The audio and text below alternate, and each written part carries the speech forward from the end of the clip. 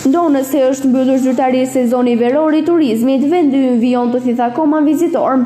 Ky është një grup turistësh që kanë zgjedhur të vizitojnë Shqipërinë në një mënyrë të veçantë, të mbledhur nga vende të ndryshme të botës. Ata kanë vendosur të pedalojnë në rrugët e Shqipërisë për të njohur më shumë me vendin tonë.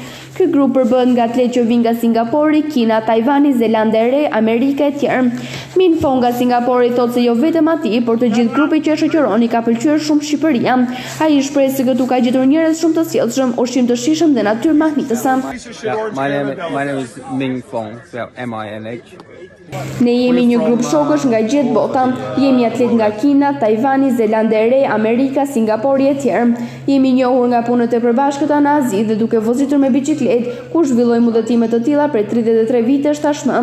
Jemi në Shqipëri për 7 ditësh dhe nesër është dita e fundit. Momentalisht po kthehemi për në aeroport për të kthyer në shtëpi. Rrugëtimi ynë filloi nga Tirana, vazhduam nëpërmjet maleve dhe përfunduam në kufi me Maqedoninë e Veriut. Njën nga antarët e grupit ka qenë në Shqipëri më përpara dhe e ka pëlqyer shumë. Sipas rekomandimit të tij ne erdhëm për të vizituar Shqipërinë. Këtë vit ai organizoi udhëtimin. Ne çdo vit shkojmë në vende të ndryshme, dëshira jonë është që të vizitojmë një vend që nuk është shumë turistik, jo shumë i prekur dhe nuk është shumë i shkatëruar nga turizmi.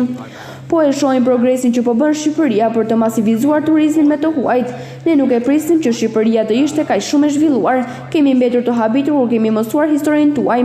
Shqipëria na pëlqen shumë. Njerëzit këtu janë shumë të sjellshëm dhe ushqimi i shijshëm. Sigurisht do të kthehemi dhe ndoshta kësaj radhe me familjen time. I think I have no problem bringing my family back here.